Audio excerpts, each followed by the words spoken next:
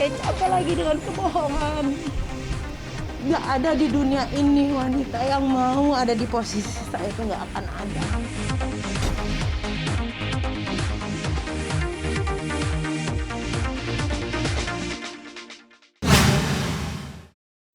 Mediasi dinyatakan gagal, maka kita akan masuk ke dalam pokok perkara nanti tanggal 15. Untuk hal-hal yang sifatnya privat, dikarenakan saya juga tidak ada hadir, monggo langsung ditanyakan ke Mbak Talitanya. Pelan-pelan aja ya. Mbak, tadi ada ketegangan gimana, Mbak? Ya,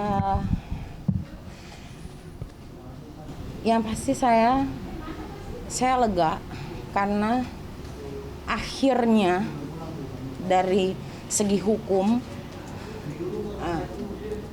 bisa tahu keadaan yang sebenarnya itu seperti apa gitu. Kan saya dari awal saya bilang saya akan memperjuangkan apapun hak hidup saya dan hak hidup anak saya tanpa kebohongan. Ya itu yang saya lakukan di dalam. Saya mau bicara fakta, saya tidak mau bicara kebohongan. Jadi apapun reaksinya ya bagaimana, saya nunggu ini bertahun-tahun gitu. Jadi ya itu yang terjadi di dalam sih tadi. Ya semua yang dibahas, semua pertanyaan kalian semua dia akui kok. Jadi gini, terakhir kan kami juga masuk, akhirnya kami ketemu hakim mediatornya. Memang itu kebijaksanaan yang luar biasa dari mediator di sini, Ibu Hakim, bahwasanya Ibu Hakim hanya mau mendengar langsung. Jadi tanpa ada kami, biar Ibu Hakim bisa tahu bagaimana Ibu Hakim bisa menilai sendiri dan mempertimbangkannya sendiri. Nah, bagi kami itu, kalau ada pun kami di sana, ketika misalkan klien saya emosi dan lain sebagainya, ataupun dari pihak lawan juga emosi, pasti kan ada yang memotong dan lain-lainnya. Nah ini nggak pure benar-benar kebijaksanaan dari hakim mediator untuk mau bertemu hanya dengan Berdua. Talita dan Denis. Dan disitulah akhirnya diputuskan bahwa mediasi gagal. Ya. Gitu. Sebenarnya dia tidak tinggal di rumah. Tempat-tempat dia tinggal itu saya tahu. Sampai di tahun 2020 yang di apartemen itu dia pindah 2 kali juga saya tahu. Setelah selesai dari 2 unit itu dia di apartemen yang mana, saya tahu juga gitu. Tapi kan saya tahu ada batasan-batasan yang bisa kita bicarakan, ada yang tidak. Ya saya bilang semuanya tergantung dia. Gitu. Ketika dia berbicara kebenaran ya saya juga pasti oke, berarti gentle nih orang. Tapi kalau nggak gentle, dia bohong ya saya harus buka dong. Saya harus kasih tahu dong segala-galanya yang saya tahu, yang kita tahu gitu.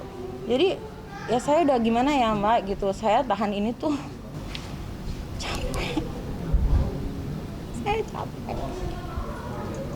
Saya capek lagi dengan kebohongan.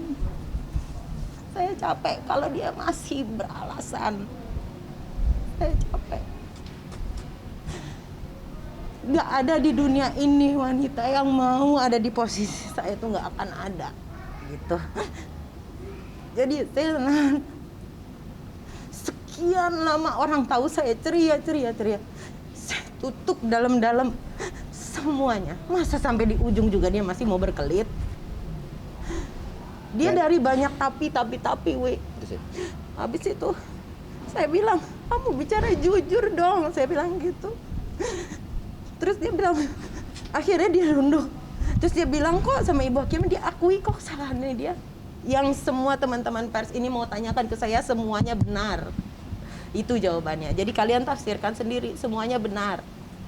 Jadi kan saya bilang gitu, saya minta keadilan, saya berdoa sama Allah, saya minta keadilan. Yang saya rasakan ini udah bentuk tidak adil di dalam kehidupan berumah tangga gitu. Jadi ya gitu, saya dikuatin nih sama abang saya sendiri, saya dikuatin sama keluarga saya. Memang kan saya bilang jangan main api sama keluarga saya, wong kita keluarga hukum kok. Ya kita lakukan semuanya sesuai hukum yang berlaku di Indonesia gitu. Jangan lagi berkelit gitu loh, salah gitu. Jangan bilang salah tapi gitu. Itu namanya orang ngaku salah tapi nggak ikhlas. Kalau kita yang korban kita disuruh ikhlas, masa yang bikin dosa nggak bisa gitu loh. Jadi tadi mungkin ya di situ gitu puncaknya gitu, ketika saya dengar masih berkelit ya saya udah nggak bisa lagi untuk nahan gitu. Awalnya berkelit, akhirnya dia mengaku gitu. Termasuk dugaan ada orang ketiga macam itu? Iya KDRT fisik. Kan siapa yang wawancara dari kalian pihak sana? Dia bilang nggak ada KDRT fisik. Saya lihat tuh tayangannya di mana entah. Ada itu semua. Saya bicara fakta. Tapi kan saya tahu kapan saya harus bicara, kapan tidak saya harus bicara. KDRT-nya kayak gimana, Kak? Oh, KDRT-nya saya dilempar kok pakai handphone ke mulut, ke muka saya sampai berdarah, bibir saya sampai dagu saya, gigi finiran saya sampai patah 2 yang di bagian depan. Jidat saya nih dijedutin sama dia, sama kepalanya dia sampai berdarah, sampai benjol. Anak saya lagi di pangku pas dia lakukan itu. Dia masih mau bilang nggak ada lagi KDRT fisik. Harus tunggu saya ngomong kayak begini dulu. Baru dia mau gitu ngaku. Ada visum tuh? Gitu. Gara-gara Itu kejadian sudah dari 2016. Adapun Saksi nanti bukti-bukti di lain perkara sebagainya ya. nanti kami akan sampaikan Di sidang. di sidang. Gara-gara- Itu secara berkala Kak, KDRT-nya? Tidak berkala, tapi saya mengalami perlakuan tidak yang seharusnya itu beberapa kali gitu. Iya, temperamen. Penyebabnya hal kecil yang sebenarnya nggak perlu sampai begitu gitu. bukan karena emang wanita lain yang Oh, bukan. Orang saya itu kita lagi habis pergi-pergi keluarga gitu kok. Ya, kayak gitu. Jadi kayak ya itu saya udah nanti bertahun-tahun tuh benar gitu ya. Masa saya harus ngomong saya harus nahan lagi kasih orang pembuat dosa ini bisa bernapas lega sementara saya terengap-engap gitu. Kayak ya gimana sih gitu. Keadilan aja lah Mbak gitu Mas gitu. Saya juga mana pernah sih saya kayak gini cari-cari perhatian. Dia iya kali cari-cari perhatian. Saya mah enggak. Saya mah apa adanya aja. Kerjaan saya tuh kerja jadi ibu, jadi istri yang baik, jadi anak yang baik, kerja saya banting tulang untuk anak saya. Wong saya yang kerja, saya ngidupin anak saya, dia hidupin kita. Enggak, Berarti nggak ada nafkah? enggak ada. Berapa tahun Kak nggak ada nafkah? Oh, udah lama banget nggak ada. Oh, lebih. Oh, dari awal Dia ke saya pribadi sebagai seorang istri nih Mbak ya, nih para wanita, saya tidak pernah mendapat gaji seorang istri. Tidak pernah. dari awal. Dari awal. Dia kasih untuk anak saya uang susu popok dah. Jadi mau bergaya-gaya dia tuh silahkan. Gitu. Kalau saya emang nggak perlu deh ngomong-ngomong macem-macem. Saya bicara fakta. Kan saya bilang jangan lagi berkelit. Kalau sudah berdosa tanggung jawab. Kenapa nggak sempet lapor ke pihak berwajib? Ya itulah saya masih kasih kesempatan. Saya masih memaafkan gitu. Sampai akhirnya ketika berkelit ya saya emosi wajar. Saya manusia. Gitu loh. Saya manusia. Karena saya bicara benar-benar apa adanya gitu.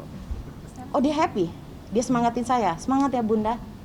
Bunda jangan lagi sedih-sedih. Bunda jangan takut. Berarti Rafaela tahu kelakuan ayahnya seperti itu? Oh di depan mata dia Mbak, saya lagi mangku di dalam mobil. Semua kejadian itu di depan anaknya. Pada saat Menurut kejadian klien anak saya. seperti apa? Oh, Nangis, nggak nangis, dia bingung lihat aku, dia pelukin aku. sempat marah sama ayahnya. Ya dia juga takut sama ayahnya gitu. Tapi saya sebagai ibu saya tidak pernah menjelekkan ayahnya kepada anak saya. Saya bilang apapun buruknya dia tetap ayah kamu Rafaelo. Kamu harus respect sama dia. Sakit saya bicara seperti itu. Saya yang ibunya diinjak-injak harga diri saya. Happy-happynya sama orang lain. Yang susahnya gua.